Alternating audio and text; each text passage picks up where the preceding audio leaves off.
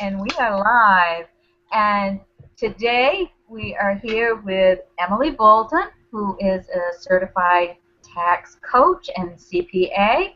And our guest today is Jeremy BigChips Neal from North Carolina. And Jeremy he's kind of an online fun guy. He's always got something out there going on, and he's got some history, and I think he's got a lot he can help share with us. So welcome, Jeremy. Well, thank you, ladies. It's an honor to actually see the show, but to be on it live, that's even better. So I appreciate the time. Oh, we're glad you're here. We're glad you're here. And so interested in sharing you with our viewers and for you to just really feed them with such great nuggets, because Lord knows we've all picked up a lot from you over the last, I think about a year now. I've known you.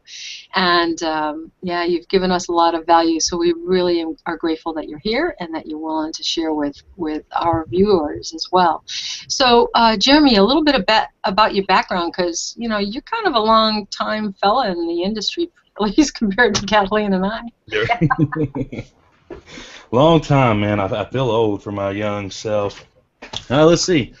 I have been in sales basically my whole life, so marketing is no different than what I've always done with a traditional job. Now I just work for myself. One thing I've learned over the years is that if you just have fun, if you just enjoy what you do, then it doesn't matter what you do. Learn your products, learn. And I mean, I can give you a long story. I come from a very poor family, grew up broken-minded, and living this gutter lifestyle. And it took me understanding and listening to what all these mentors in my life said. And now I'll kind of say the same thing. Focus on your mindset, get to events, plug into the system, and be a product of the product. And for me personally, I spent so many years saying how stupid that was. It didn't make sense. There was no real validity to it. And how could anybody do any of these things? And I failed. And I failed miserably. And I'm watching all these Ferrari videos and these big, huge mansions and how easy it is to earn 6 figures in a week. The stuff that really pulls people in, the manipulation. And I started really looking at it. I'm like, okay, how am I going to get there? And when I realized I had to get to my outcome, think about how my life needed to be, where I wanted to go, and focus on that, and then work backwards. Tim Ferriss is probably one of the best ones for this actual situation, and I forget what he calls it, but he calls it deconstructing. So you get your plan, and in the web world, because I did a lot with web design, see Kathleen dropped off, poor thing having issues today. But, you take your program that you want it to do, and you make it smart. And basically, in a simplistic terms, when you look at the outcome, like for me, it was to earn $10,000 a month. That was my main goal when I really started focusing in, getting involved with the program I was in at the time. How could I do that? Break it up. Okay, how much is that yearly? How much monthly, weekly? What do I got to do? How many people is that going to take? And I really started thinking out my stuff. So a lot of people, when they want to share a story, they want to really give you how broken they were, and that's great, and it's good for the morale for somebody to see something broken. But I think the one thing that I want to share is to focus on what you want. It doesn't matter my story. It doesn't matter where we all come from. It matters how we got to where we are, not the pain and the suffering, the end objective. And if people can focus on that, and we're going to be talking about events, so that's a big thing, is you focus on this hard thing. We have people that are on our team that have struggled. Their cars are breaking down. They're losing. One lady had her car repossessed at the last event that they went to, and they were sitting there running around like a chicken with the hair cut off trying to figure out how to get to the event. But it's you come to a place of creative space, creative thinking, and what these ladies are doing. creative thinking, getting on here and creating their show, taking time out of their day to give value, whether it's this big, huge sitcom or whether it's just a small... He's on to us, Kathleen. He's on to us. Every week I see them, the hair is getting did. Took a minute. But it's a beautiful thing, and that's the thing. You're coming to a creative space, and you're figuring out, this is where I want to go, this is what I want to do. Now how am I going to get there? And when you get to that point, because you got to think, it's been over a year since we all first met at the very first live event for a previous company, but where we all were in that space to where we were at the second space to where we are now. And it's worlds of difference. And it's not me, it's not uplines, it's not sidelines, it's not leadership, it's the morale. It's the... Actually, I was talking about yesterday, it's kind of funny. You get to a point when you're working with people and your family doubts you, your friends doubt you, all these negative naysayers all around you, people slamming your company, whatever company you're in, telling you your opportunity is a pyramid scheme. So you're always fighting. You're always battling that wind, which is what you kind of have to do. But when you're in a company and you get to go to a company event, you get to hang out with people. You know, that's where you learn your story. That's where you learn, like, what you went through is actually what's going to make you go further. And it's hard to explain. I know I jumped into talking about events, but it's very, very important when you think about that aspect, that the morale of everybody coming together, you all believe the same thing. You all want success. You all want to earn money. You all want to take people to the next level. And, you know, that's how my story actually was created. My first live event, I met somebody who would now, who I had no idea who Lisa Grossman was. I'll say her name. I had no idea who this woman was. And I met her at a first live event. She was helping out the company I was with. And I talked to her, sweet lady, and throughout the years, we've become really good friends.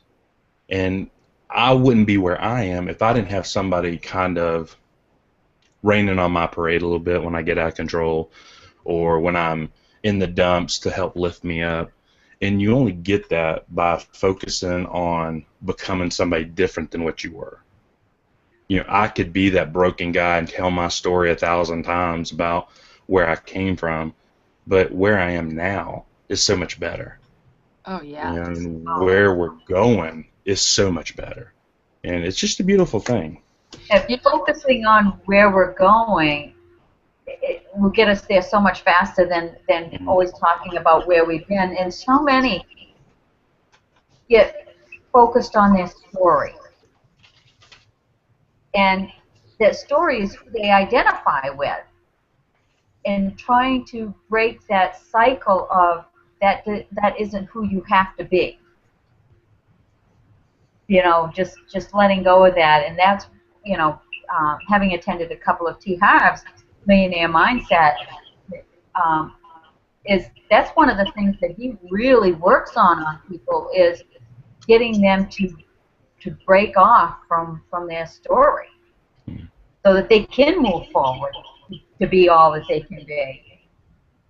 I mean, think about it, though. How many times have you sat down with somebody who shares your similar story or background, and all you do is talk about all the stuff you went through? And I mean, you got to share your story, and I hated not sharing my story. Maybe I should have, but in a way, I like to look at it as that's a bad part of my life. I came out of it. I want to tell you about the good side of network marketing, not all the bad parts and the drama and the scarcity that's going on. And one thing that Diane Hockman says, well, she's taught me, because people worry about the debt, and oh God, Emily's gonna hate me when I say this. I believe you should go in debt. You should go in debt. You should spend those credit cards, and you need to get in debt to get out of debt. And like, it's a bad thing, but like, if you can't invest in your company and all you do is sit on the sidelines and look at it and say, God, I just wish I could. Man, I just wish I could just take that one step forward. And you have the ability to maybe put your heart on the line. And I think that's the one thing that I like to share with people, and it sounds bad coming out, and I see Emily's eyes look at me when I said it. I try not to look at her when I say it. Jeremy, I'm looking at you. But I mean, you got to get in to get out. And the problem of it is we sit at the side of the pool and we put our toes in, and it's a little cold, or maybe it's a little too hot. The feeling's just not there. You know you need to jump in, but you're kind of afraid to do it. And sometimes you just have to. You have to do whatever it takes to get something different. And we all keep going the same path. It doesn't take us anywhere different than where we were going in the first place.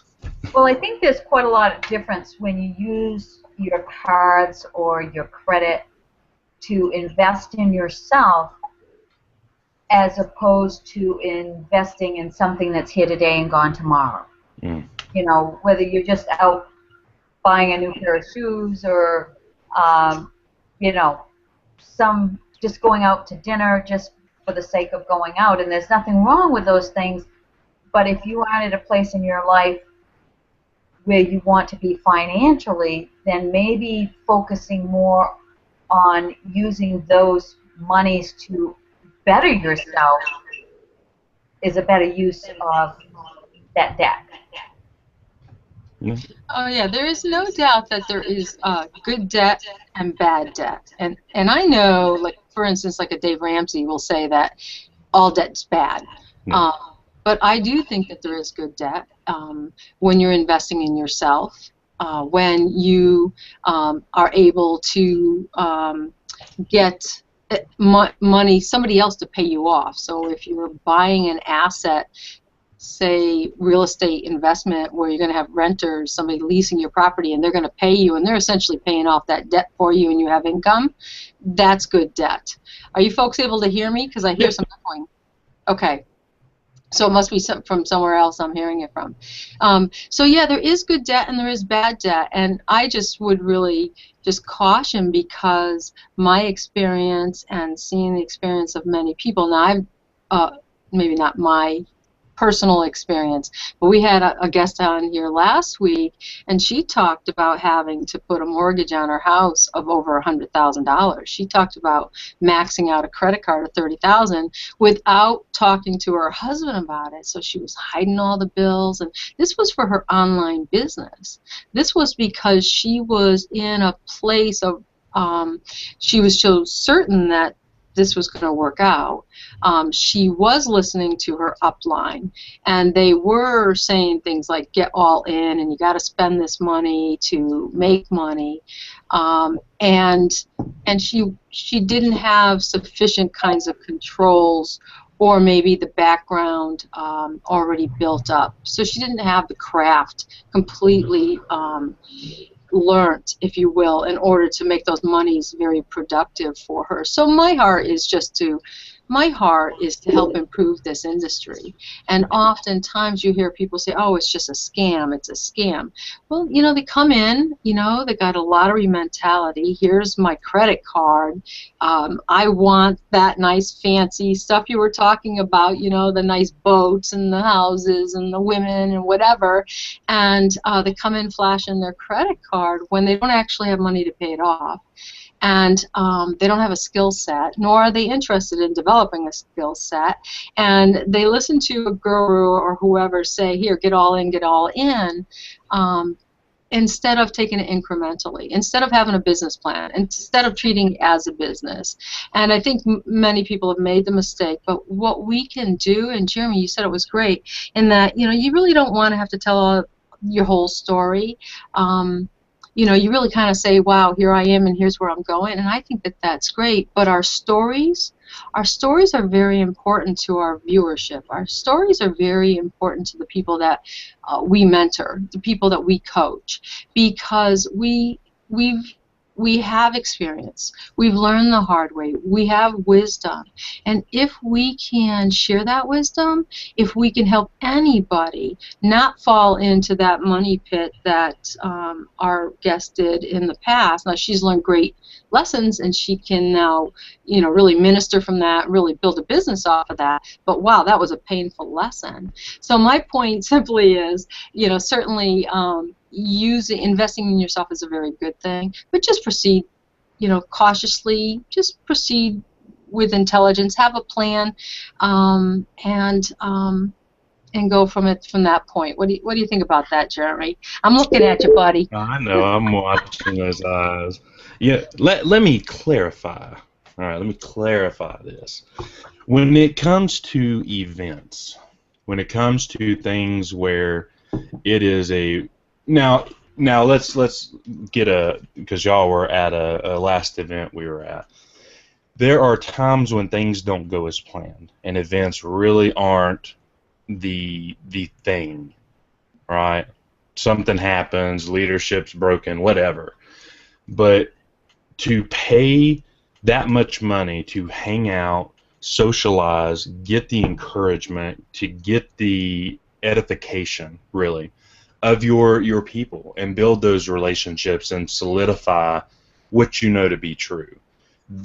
I think that's more what I'm talking about. Now, the get all in mentality, I mean, I hate to say it, I do believe in that. Hey, I do too, Jeremy. I'm going to just clarify, so let me jump in. I do too, but I believe that it ought to be incremental to what it is you can, what your skill base is. Because just throwing all the money in first before you know it's a viable option is not wise. It's just not. At some point, you want to have the skills to be able to handle that. I look at it like it's kind of like a delivery truck. So I think offline kinds of companies, that I might have. If you've got somebody in the delivery business and they're just starting out and they only have a few clients and they only have a few things to deliver, they can really probably get by with the car that they already own. Maybe not a motorcycle if that's what they have, but maybe like a small little, 2-door, maybe a 4-door, they can get by. But, as that business grows and they do a great more delivery, they're going to outgrow that 4-door. They may need a minivan, or they may see, hey, I've got this plan, I got this growth, and I really want a delivery truck.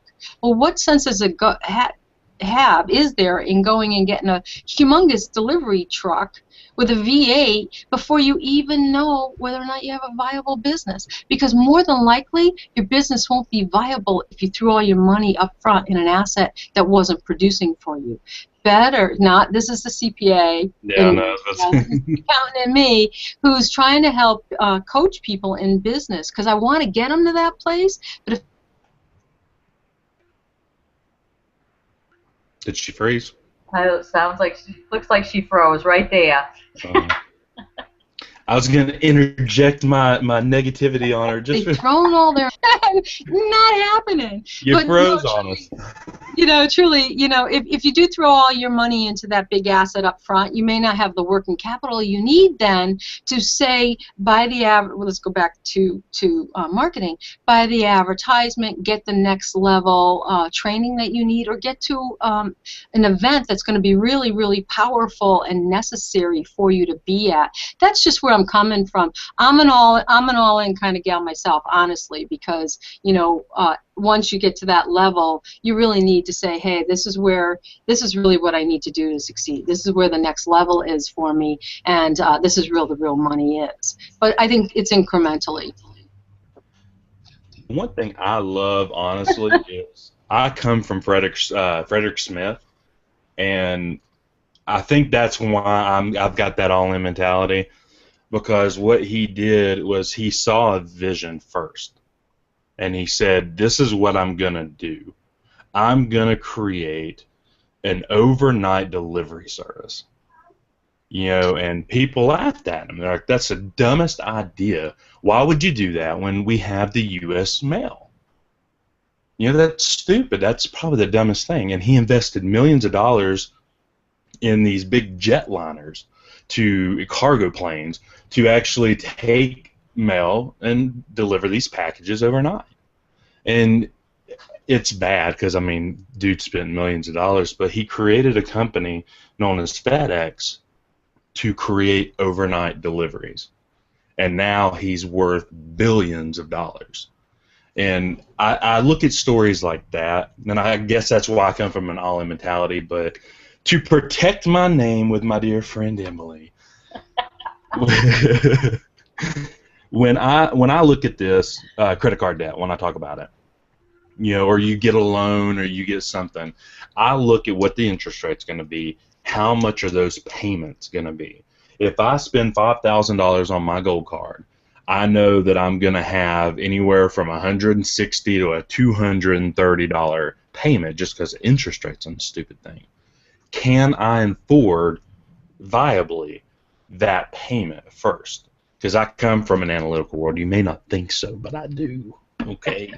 But, you know, I really do think about that, and I'm like, okay, well, I can afford that extra payment, so I'm going all in because I know I'm going to make my money. And I love the program I'm in because there is no all in. You just join, and that makes you all in. But, like, mentality-wise, whether you get the top-tier product or not, you got to be all in. And you got to be focusing on how you're going to do that. So whether you're at the mindset. Exactly. And so that's one way for coaching wise, though, if you think about it. If they're thinking about this small dollar, they're going to be worried about what this guru's telling them to do with this $10,000, $12,000 product. They're like, well, I got to get it. I got to get it. Their NLP's telling me that I'm going to fail if I don't. Have the mentality that you want it first, and then figure out a plan to get it. Go all in mentally. Right. That's so true, Jeremy. Yeah. Hoping I saved myself, Emily. Well, because of a business, recovery on that. because there's the difference between just coming into the market and throwing your money out there and saying, hey, I'm all in. There's a difference between that and having the mindset that you've done your due diligence, you really reflected, this is where I want to go. I want to have an online business, and you're mentally all in, because that's the difference. And I hope we're not haggling over that, because we know many people that don't succeed come in with that mentality. Oh, I'm going to give it a month and see. I'm going to give it 3 months and see. You know what? Just save yourself a lot of hassle. Keep your money in your pocket and don't bother, because this is really something that should be something that you are in all the way in your mind, that you're going to go in and you're going to learn what you need to learn, and you're going to get what you need to get, and you're going to spend the money that you need to spend, because this is where you're going. And you said that, you said you need to know where you're going. And I'm so grateful that one of my very first online coaches, Sandy Krakowski, had asked, what is it you want your life to look like? And that was so important, because if I was a marketing class, so if you're going to hit your target, then you ought to know what your target is. And her advice was, build your business around that.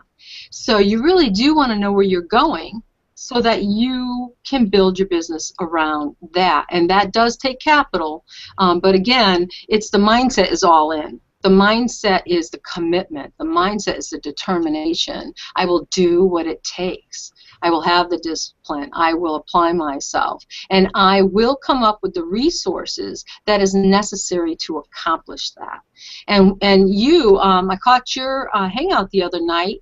There were some great stories of people that have that mindset, that have put in the time, they have the determination, and they had to come up with some really hard decisions to finance their next steps. Yeah. I mean, you got to get out of the job mindset. You have to look at it as a job, as a business. And you had Karen Hill on here, and one thing that she had her aha moment was when she realized that she actually needed to take it serious. She needed to be a business and think business-like when she did something, and stop just kind of half-heart and everything, floating around, just bumbling along. And when you get to that mindset, you take a job. How many people, when you work a job, They just do barely enough to get by, or to not get noticed, should I say. And they want a raise, and they want all this extra stuff, and they'll tell their boss, you give me the raise, I'll put in the extra work. I'll do the extra thing, whatever that may be, or I'll clean up the office for you if you just bump me up a little bit. Give me first and then I'll do. And that mentality is nothing but for broken people. And it's why so many people don't succeed. And in this industry, you have to do.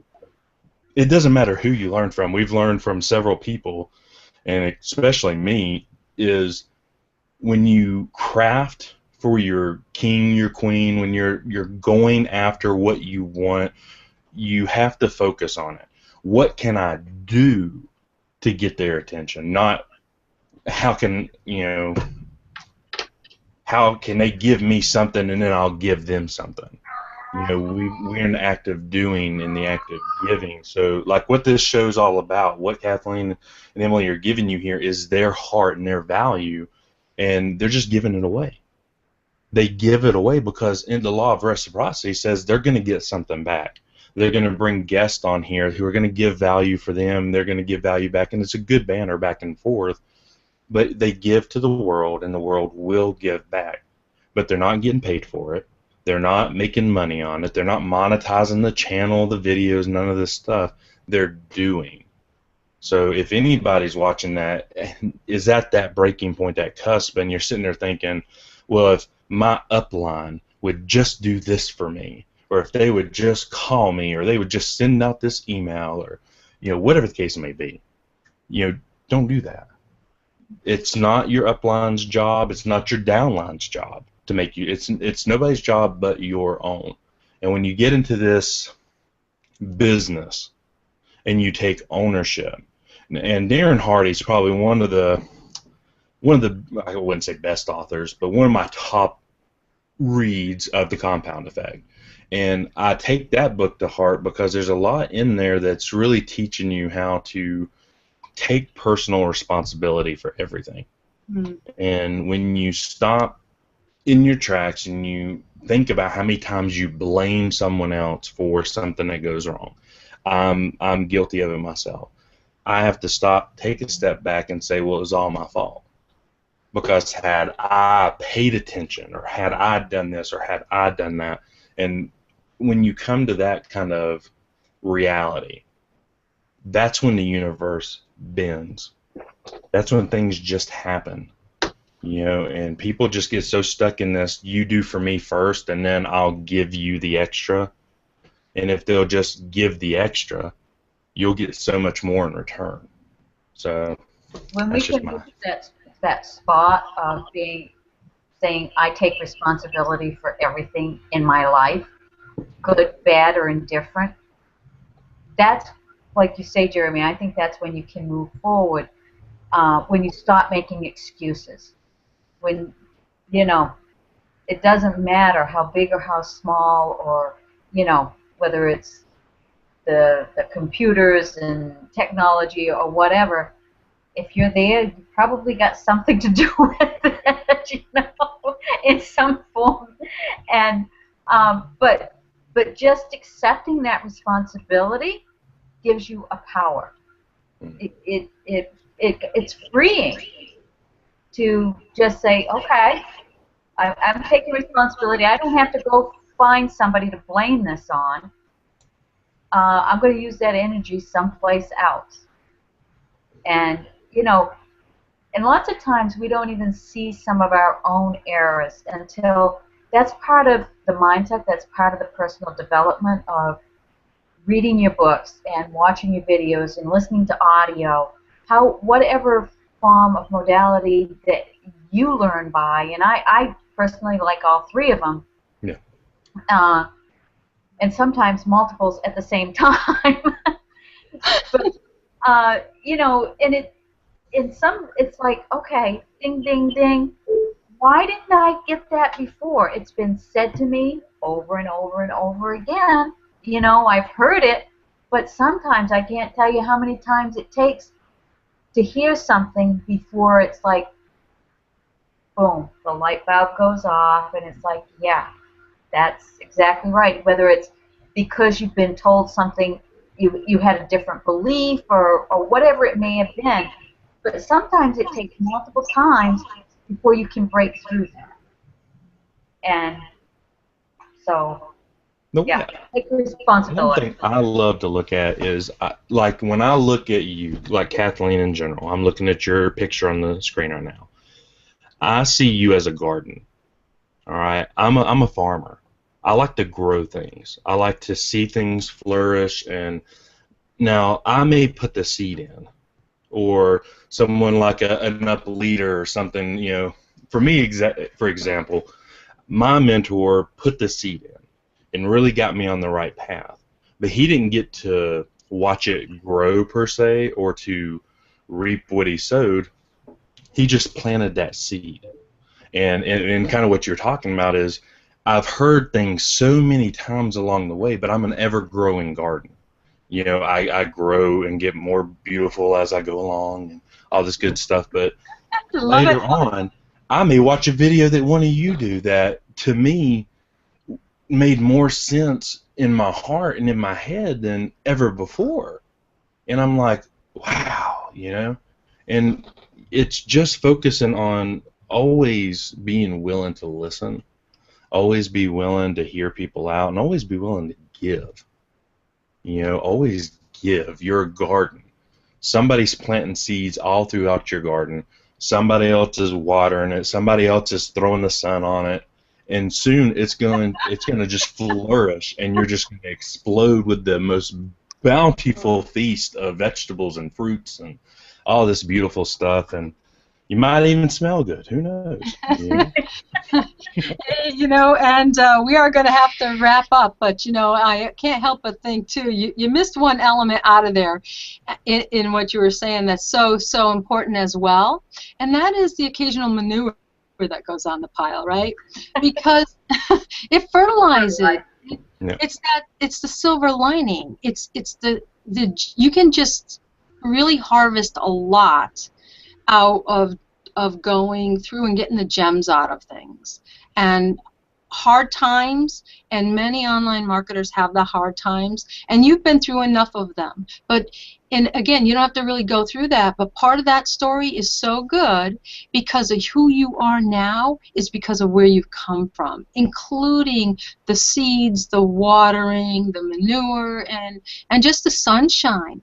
And you know, all of that, Jeremy, all of that you are, all of that you offer to people, that you've offered to Kathleen, that you've offered to me over the last year plus that we've known you, we've been so blessed by that. And other people are blessed by that. So you really are, in a way, you know, Scripture speaks to, you know, the seed must drop and die because then when it comes back up, it's so much more. And Jeremy, you're that for us, and you're that for our viewers. And we thank you for sharing with us, and we look forward to seeing you in a few days live in Utah. But we are running behind, so let's wrap this up and say goodbye. And everybody have a peaceful day.